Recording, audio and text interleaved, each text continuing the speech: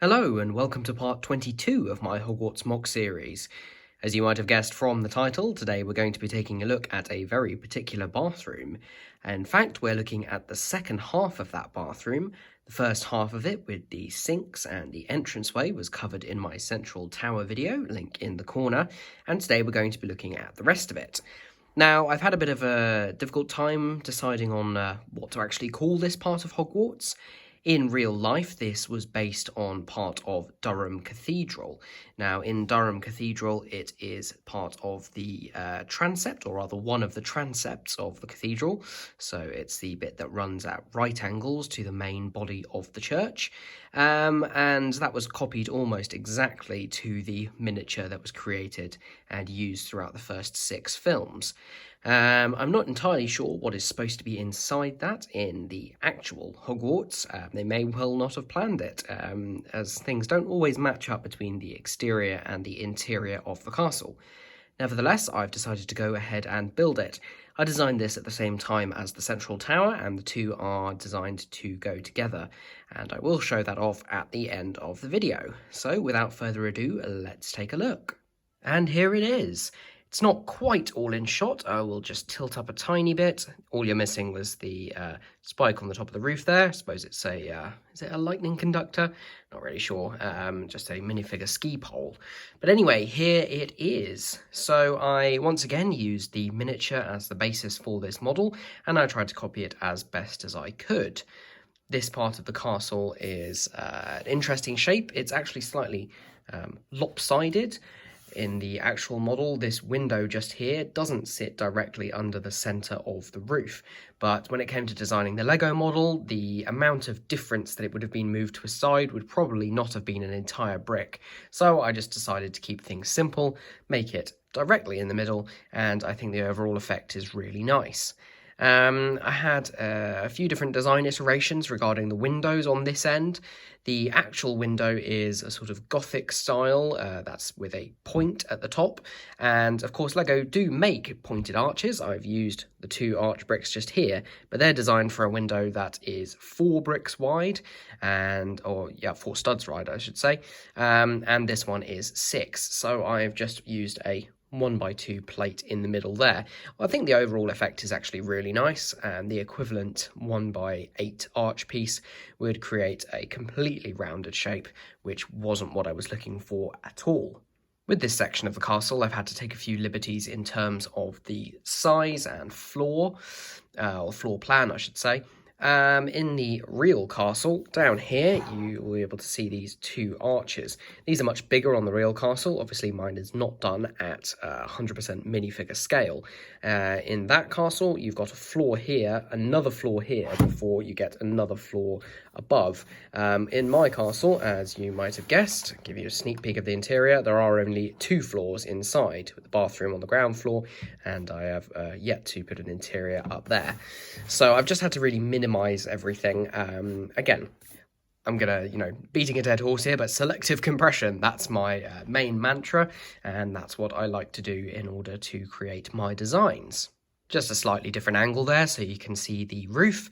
Again, it's just very simply built using the 45-degree slope bricks in various different sizes, and then topped off with the double-sided slopes. There's actually no structure inside there at the moment. I actually found it doesn't really need one, although in future I might add a 1x6, a 1x4 and a 1x2 in tan just to complete that, because that's actually what's on the adjoining roof when this gets connected to the central tower.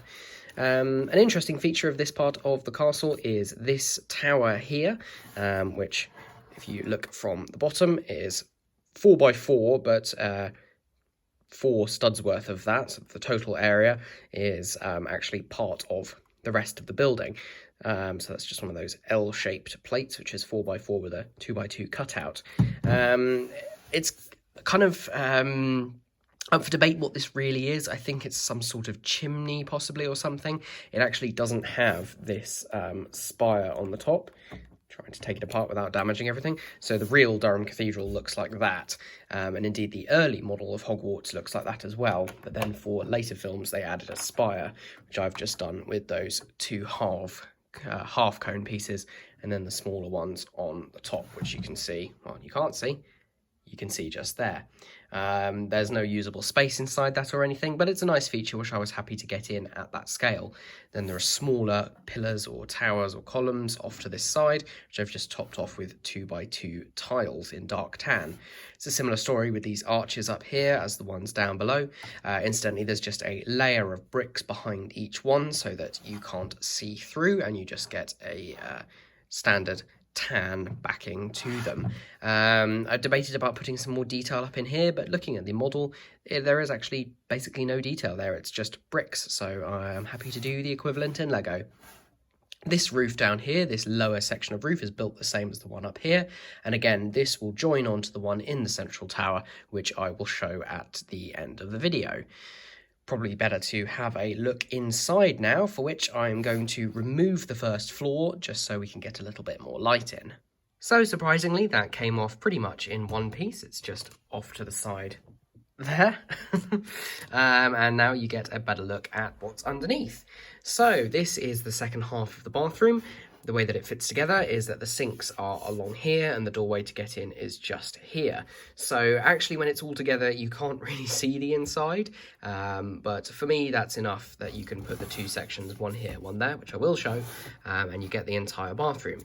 Therefore, I've continued the tiling with the black and white tiles here using just standard 2x2 tiles, although there are a few spots where I've swapped those out for more specialised ones.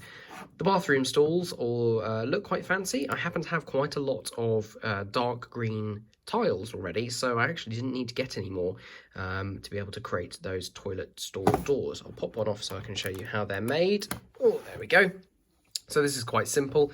There's a 2x3 dark green plate with then 3 1x4 dark green tiles, and then we've just got some modified plates with clips on the side and then just standard 1x2 plates to complete it, and they just hold a 4-long bar which is then clipped into modified bricks with clips on the side, which I already had as well for an earlier MOC that I'd created and dismantled.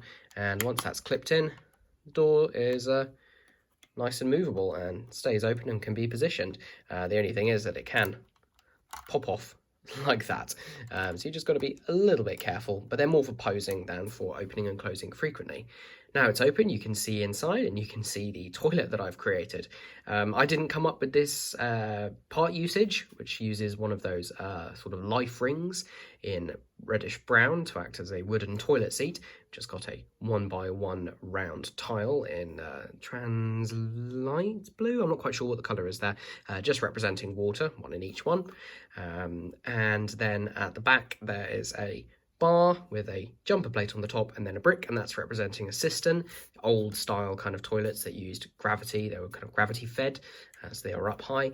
The one thing is that they're not really connected to the wall behind them, but the way in which that's clipped into the wall there is the only way I could get this toilet seat to work. And you know what, once you look at it from this angle, you don't really realise that those cisterns aren't connected to anything. The reason that there is an extra layer of bricks behind there before the main wall is, as I detailed before, damaging things. These arches needed something behind them so that you couldn't see through them. The toilet bowls are standard 2x2. I'm not sure if they count as bowl pieces, but they're sort of half domes. And then in order to secure them to the floor, there's a modified 2x2 tile, but which is L-shaped, so it's got one stud missing on it, and that's just replaced with a normal 1x1 plate, and then the toilet bowl is set in front of them or on top of them. The barriers between the cubicles are done very simply. You might just be able to see that single brick there. So again, single green brick. There's one of those L-shaped tiles that goes there, and then the barriers are just made up of bricks, and then you've got those bricks with the clips on them there, and that all works out absolutely fine. And there's just a stack of bricks there which act as the end. There we go. The only other detail inside here really is a torch that's on the wall there. That's a detail that I took directly from the bathroom where the troll attacks in the film. I tried to base it as much on that as possible, although obviously I've taken liberties because it's Lego and it's got to fit a particular shape. Right, I will just bring the troll back in and briefly just mention that the troll does technically fit. For anyone who wants to know, this is the original and so far only mountain troll that LEGO have made for the Harry Potter range. Came out alongside the first film back in 2001, and I was lucky enough to get one at the time and have kept it ever since. He does fit, barely, when the floor is on above. I think he's exactly the right height, actually, that the floor above rests on his head. So I think for now, if I do any sort of displays, I will have him just outside the bathroom and count that as good enough. Who knows, LEGO may come up with a new design soon, although the likelihood of it being any smaller than this is quite small. Right, okay, I will get the floor back on and then I will bring down the central tower and we will have a look at how they fit together. And here's the central tower again on the right with the other part of the bathroom. You'll see that the Technic brick here matches up perfectly with where the one is on the other side, and there's a matching pair over here. So all that simply happens is you locate those, slide everything together, and it all works as one. If I turn this round, you'll see that the roof, which turns through 90 degrees, then comes out perfectly along here. And if I just raise the camera up a little bit so we can see the roof on the top, it also matches perfectly there.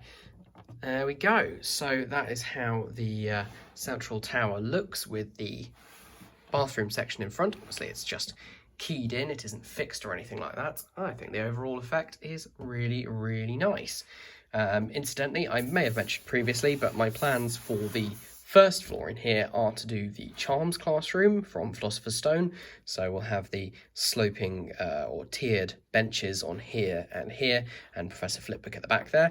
I'm going to probably get the Hogwarts Moment Transfiguration classroom, what am I talking about? Charms classroom, of course, to go in there, so I can use that, Professor Flitwick, because I think that works for the scene. The other thing I might do is slightly alter the arch within here, just to give a little bit more space, because otherwise it is a very, very small classroom.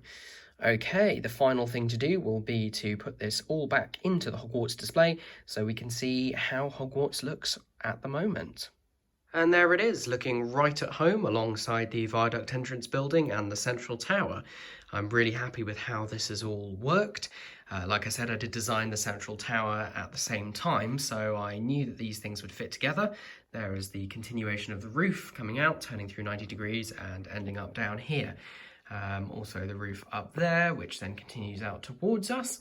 And if I just come around to the side, you'll be able to see the way that the walls match up there.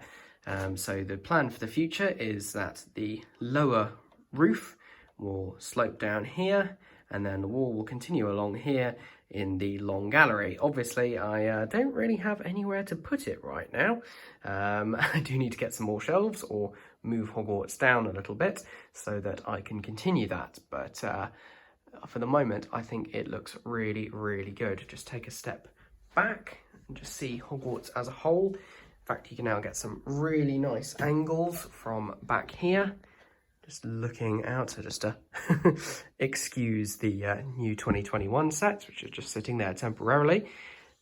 Yeah, it's a really, really good look. I love that look up at the central tower, and I'm just really happy with how this has all worked out. I've had these designed for quite a while, so to be able to build them in the plastic is really nice.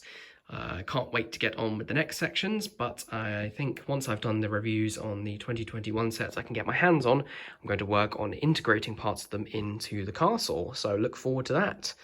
Okay, if you've enjoyed this video, then please give it a like, share, subscribe, comment. That's all really helpful and really gives me the drive to keep going and make more.